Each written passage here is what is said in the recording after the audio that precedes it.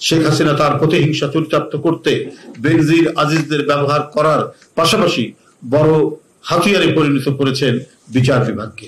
যে বিচারালয় ছিল মানুষের শেষ আশ্রয়স্থল, সেই বিচারাঙ্গনকে পরিণত করা হয়েছে আওয়ামী স্বর্গ আর বিরোধীদের জন্য আতঙ্কপুরী, প্রেতপুরী।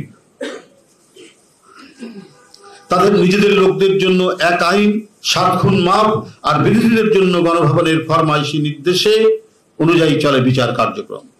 তারা জামিনও পাবে না, বিনা দোষে তাদের সাজা ভোগ করতে হবে। বিচারকদের আসনে বসানো হয়েছে বাছাই করা দলীয় লোকজন।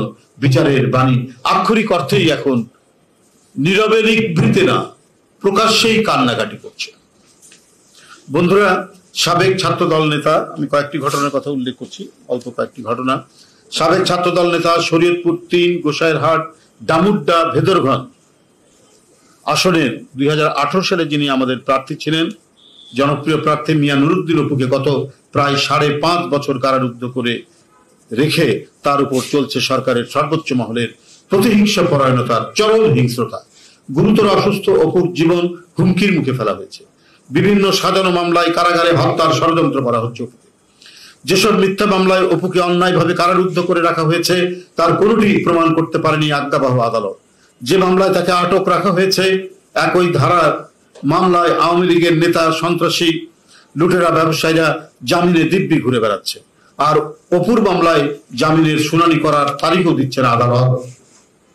2023 সালের 19 ফেব্রুয়ারি হাইকোর্ট বিভাগ জামিন দিয়েছিলেন অপুকে, কিন্তু ডামি সরকারের সরাসরি নির্দেশে সেই আদেশ চ্যালেঞ্জ করে রাষ্ট্রপক্ষ আপিল করে।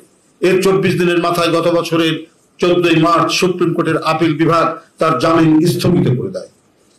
এরপর গত 1 বছর 2 মাস আদালতে অনবরত ধর্ণা দেওয়া হলেও জামিন শুনানির সময় দিচ্ছে না আদালত, বরং তাকে এই মিথ্যা মামলায় ফার্মাসির সাজা দেওয়ার প্রক্রিয়ায় উঠে পড়ে লেগেছে। রাজনীতির প্রতিহিংসা, জিঘাংসার নির্মম বলি নুরুদ্দিন অপু। 2018 সালের নিশিরাতের ভোট ডাকাতির 6 দিন আগে 23 ডিসেম্বর শরীয়তপুর, গোসাইরহাট, ডামুড্ডা, ভেদরগঞ্জ আসনের বিএনপির প্রার্থী মিয়া নুরুদ্দিন অপুর প্রচার মিছিলে হামলা করে প্রাণনাশের চেষ্টা চালায় আওয়ামী লীগের সশস্ত্র ক্যাডাররা। গোসাইরহাট উপজেলা মুক্তিযোদ্ধা ভবনের সামনের সড়কে এই নারকীয় হামলা চালিয়ে মিয়া নুরুদ্দিন অপুর মাথা ফাটিয়ে দেয় এবং গোটা শরীর থেতলে দেয়। মুমূর্ষু অবস্থায় তাকে ঢাকায় এনে হাসপাতালে ভর্তি করা হলে মাথায় 17টি সেলাই দিতে হয়। একবারে মৃত্যুর হাত থেকে বেঁচে আসে নুরুদ্দিন অপু। এরপর মামলা, বিচার এবং তার জামিন নিয়ে নানা টাল বাহানা করা হচ্ছে। হাইকোর্ট জামিন দিচ্ছে, আবার সরকারের নির্দেশে, সরকারের হস্তক্ষেপে আপিল বিভাগ তাকে তার সেই জামিনটাকে স্থগিত করে দেয়। এটা সম্পূর্ণরূপে সরকারের কথায়, শেখ হাসিনার কথায় আজকে অন্য সমস্ত প্রতিষ্ঠান যেমন চলছে, বিচারালয়, আদালত সেখান থেকে ব্যতিক্রম নয়।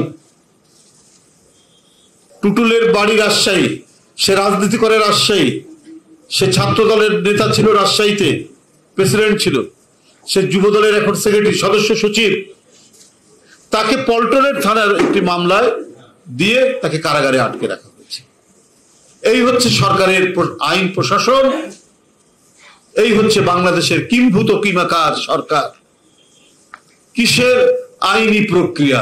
সব আওয়ামী প্রক্রিয়া, সব গোপালগঞ্জ প্রক্রিয়ায় বিএনপির নেতা কর্মীদের কারাগারে নেওয়া হয়, সাজা দেওয়া হয় এবং জামিন নামঞ্জুর করা হয়।